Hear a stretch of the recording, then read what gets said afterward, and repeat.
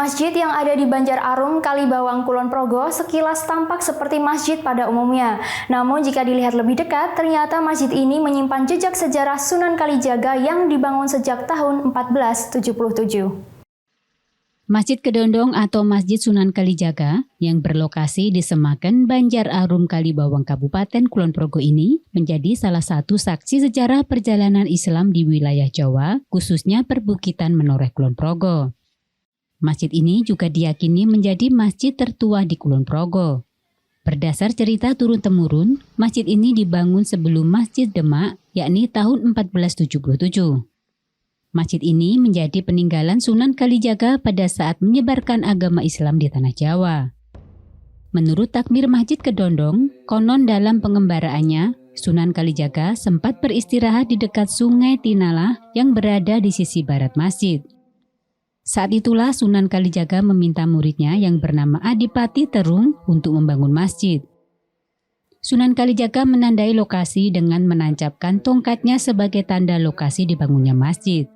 Namun karena dinilai terlalu dekat dengan sungai dan khawatir nantinya akan terkikis air Sungai Tinalah oleh Adipati Terung, tanda tersebut akhirnya digeser ke arah timur sekitar 100 meter dari Tetenger awal.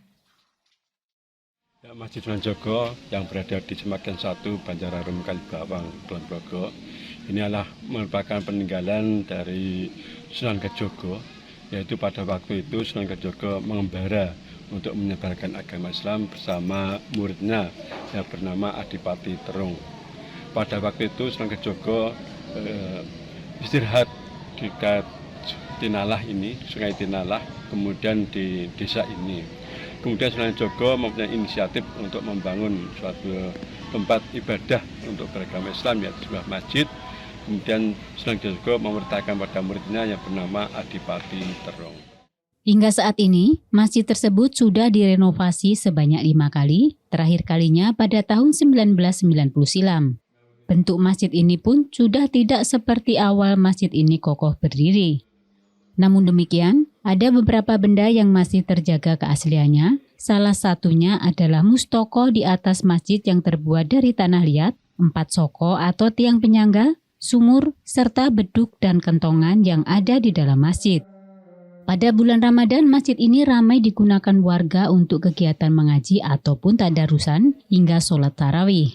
Dari Kulon Progo, Budi Utomo, iNews melaporkan.